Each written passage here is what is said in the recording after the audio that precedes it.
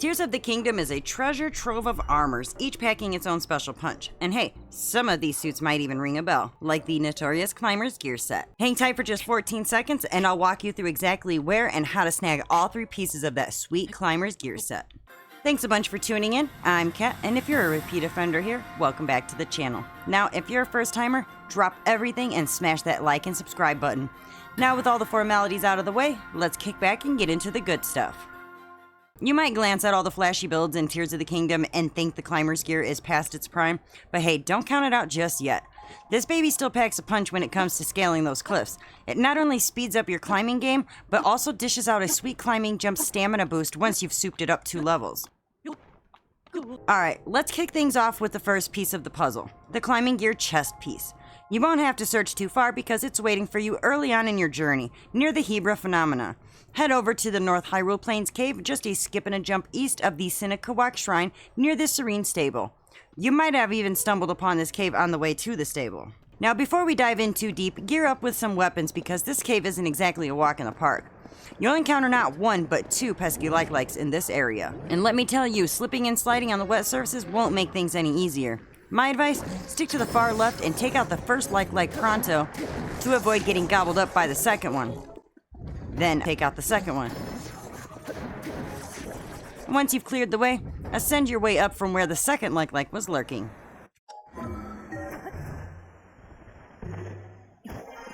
Make your way towards the back of the cave. Cross over the water and stick to dry land. Soon enough, you'll spot a Horriblin ahead. Aim for a headshot and knock him down. If you're lucky, you might even send him plunging into the water. After that, it's smooth sailing. No more enemies to worry about. Keep following the path until you reach a T intersection. Then hang a left. You'll come across 2 waterfalls. Aim for the higher one where you'll spot some glow shrooms. Where there's light, there's usually land for something to sprout, right? Take a leap and glide across for best results. Land right inside the waterfall and head towards the back. That's where you'll find the chest waiting for you. All that's left to do is crack open that chest to reveal the climbing gear.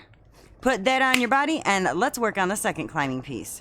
Alright, on to the next leg of our climbing gear quest, and we are heading straight for the Lanayru Great Spring. Now for the climbing boots, your fastest route here will be the Upland Zorana Skyview Tower. Don't launch from it, just head south from it. You'll need to glide down toward Rayless Pond. It's up on a cliffside just north of the pond. Once you're inside, stick to the path ahead until you come across a small body of water and 2 branching directions. Now the left might seem like the obvious choice, but trust me, it's a trap. More enemies and no climbing boots chests in sight. Instead, veer just slightly to the right where you'll spot an opening.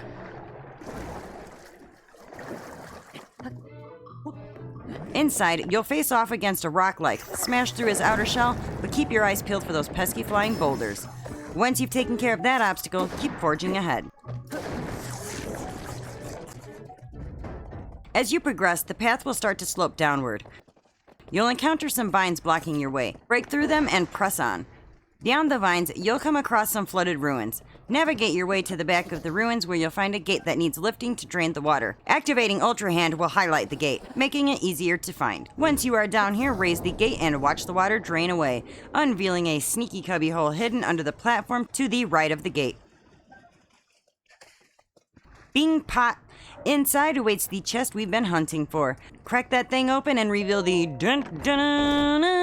climbing boots. Slip those on your feet and get ready for the final stretch. Now onto the last piece of the puzzle, the Climber's Bandana. To snag the last piece of our climbing set, we're headed to the Ploymus Mountain Cave. First stop, Zora's domain. From there, make your way up to the second waterfall. Now, fair warning, this cave is as slippery as an eel, so be prepared to wrestle with it. Our goal, up, and all the way to the back. If you've got the froggy armor, now's the time to bust it out. It'll make navigating the slippery slope a whole lot easier. And if you've managed to upgrade that froggy armor to level 2, climbing up here will be a breeze, just like scaling a dry surface. If you find yourself without the froggy armor or haven't upgraded it yet, don't fret. There are still options to tackle that slippery cave. First off, even the basic froggy armor provides more grip than going in without any armor at all. So it's still worth donning if you've got it. Sure, you might slip occasionally, but it's better than nothing. If you're eyeing that upgrade for your froggy armor, you'll need a hefty stash of sticky lizards to boost it up to level 2. If you're not feeling the armor upgrade hustle, whip up some sticky elixirs instead. You'll need sticky lizards and sticky frogs. You can find sticky lizards on walls and ceilings of caves and wells, while sticky frogs hang out on damp surfaces like mountain cliffsides. Kakariko's area is a prime spot to scout for them. Now for the recipe. You'll need 4 frogs to crank it up to level 3. But using 4 of them for 1 elixir is kind of expensive. They're a bit on the scarce side compared to lizards. But sticky lizards won't get the elixir up to a level 3 without the use of sticky frogs. So here's the deal. To balance out the cost, go for 3 sticky frogs and 1 sticky lizard, plus a monster part. The monster part will determine the duration of the elixir. You might not need it to last that long, you just need to get to the end of the cave. But using a level 3 will make things a whole lot smoother. If you're having a tough time hunting down those elusive sticky lizards or sticky frogs, fear not. Beetle's got your back. Head over to the South Akala stable for sticky lizards, or swing by the East Akala stable or the Lakeside stable for sticky frogs. Beetle's always got a stash of those critters on hand, and if you need more, Beetle restocks his inventory every 24 hours.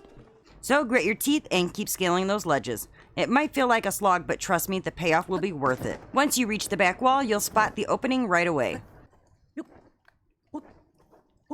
Climb up that wall, then veer to the right and keep pushing onward until you uncover the final chest of the climber's set. All that's left to do is crack open that chest to reveal the